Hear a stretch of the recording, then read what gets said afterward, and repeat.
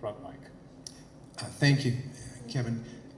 Question for Mike or anyone who would like to ask it. First of all, a quick comment, and I think we can also remove the fear of a runaway convention rather than just answering it, which might be a quicker path, but that's a discussion for another, maybe Saturday.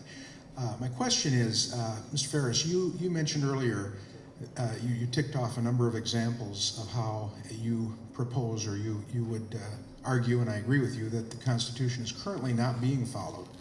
And you may have partially answered this question in your comments you just made.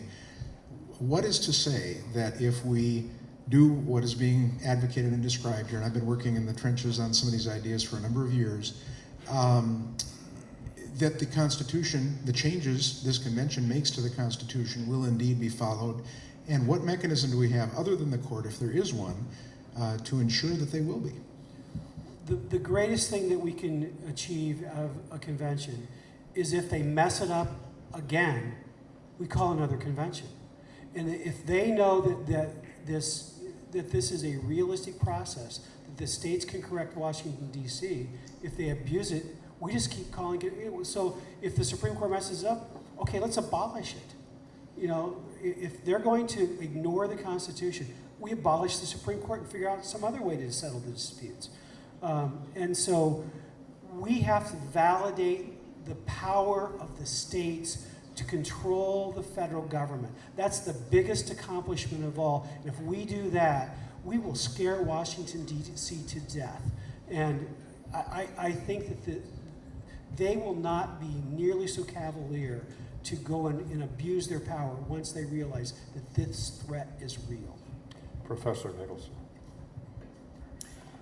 Just to pick up from where Mike said, you can make a good argument, we only have to do this once. that once this part of the Constitution, once this check and balance is revivified, you're going to see a different dynamic in Washington, D.C. But let me address specifically your question, because it often is phrased like this. Gee, they're not following the rest of the Constitution. What makes us think that they would follow any amendments? I examined the history of this, and fortunately, what does happen once an amendment is passed, often as a result of grave political disputes, is that the amendment is thereupon followed. The process of amending the Constitution is a great political event requiring supermajority approval of the American people. I mean, nobody really has, for example, the 22nd Amendment, which limits the president to 2 terms, nobody has seriously tried to break that recently the way they've broken, let's say, the Commerce Clause.